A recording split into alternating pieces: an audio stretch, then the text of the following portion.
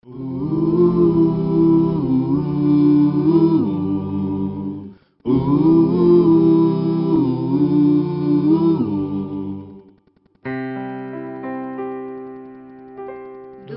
teu falar,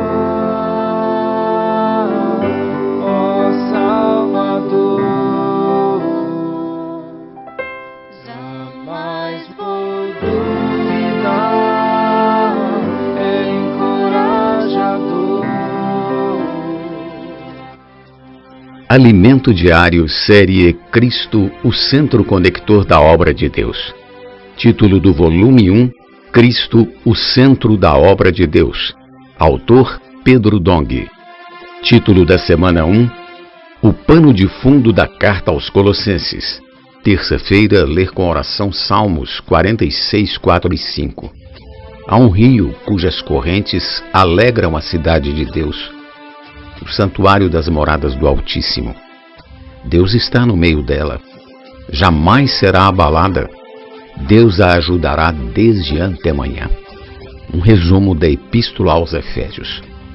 Antes de entrar na Epístola aos Colossenses, faremos um resumo da Epístola aos Efésios. No primeiro capítulo, vemos que as bênçãos de Deus são o fluir do rio da graça para nós. Deus quer que todas as coisas sejam encabeçadas por Cristo, e por isso Ele fez esse rio fluir até nós.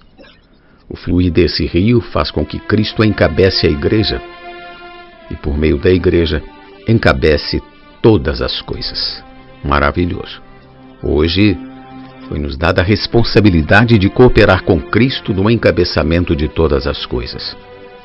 No segundo capítulo, podemos enxergar como o Senhor, por sua graça, nos salvou da condição de morte, para produzir, a partir de nós, a velha criação, uma obra-prima, a nova criação. Por meio da cruz de Cristo, Deus nos reconciliou consigo mesmo e fez a paz entre todos os povos, derrubando a parede de inimizade que existia entre os homens. Não somos mais peregrinos nem estrangeiros, mas membros da família de Deus. Hoje estamos sendo edificados para ser habitação de Deus no Espírito, para que Deus tenha seu descanso. O terceiro capítulo revela-nos a maneira de Deus trabalhar. Em cada época, Deus tem um dispenseiro, alguém que Ele escolhe e usa para transmitir sua palavra. O dispenseiro ou dispensador é o que cuida da dispensa, o lugar onde as provisões da casa são guardadas. A função do dispenseiro é distribuir o alimento aos membros da família. Na época da igreja em Éfeso, Paulo era esse dispenseiro. Era ele quem anunciava a palavra profética.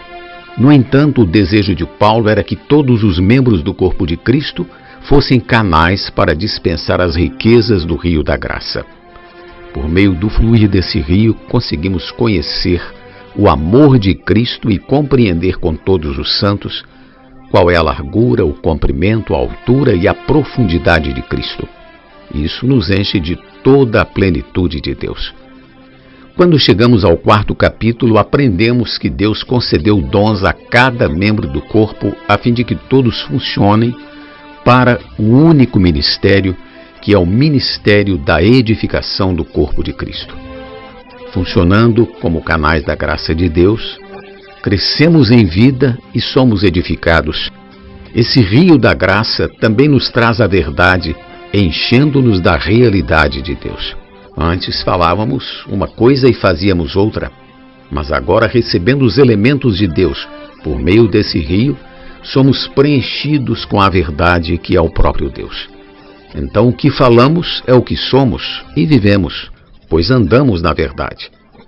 O quinto capítulo nos mostra que o próprio Deus, que é amor e luz, faz com que amemos uns aos outros e vivamos uma vida cheia de amor e luz. Não temos mais um viver egoísta, pelo contrário, nós nos doamos uns aos outros, andando em amor. E também não andamos mais em pecados, mas discernimos as obras das trevas, pois andamos na luz. Se em algum momento formos vencidos pelo pecado, devemos lidar com isso imediatamente.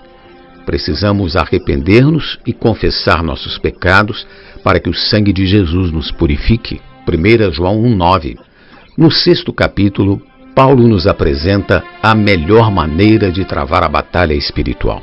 Está revestido da armadura de Deus.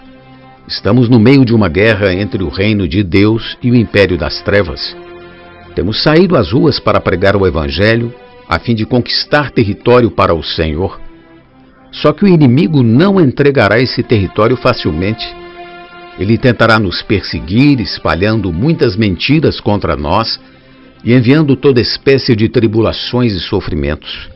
Mas o Senhor nos diz que fiquemos firmes. Nossa luta não é contra a carne e o sangue.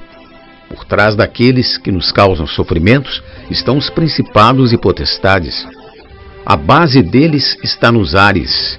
Entretanto, Deus não nos mandou lutar contra esses seres nos ares, mas sim tomar toda a armadura de Deus e permanecer firmes e inabaláveis.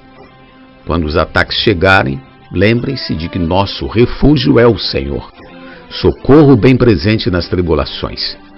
Basta-nos ficar firmes na posição em que estamos e deixar o Senhor batalhar por nós. Além disso, devemos usar a espada do Espírito, que é a palavra de Deus.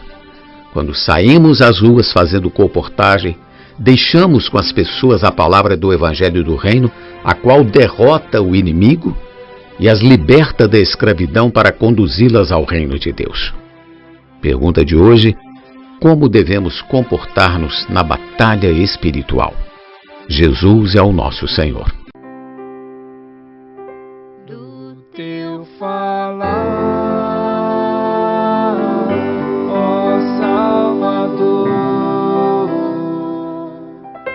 jamais vou duvidar, é encorajador,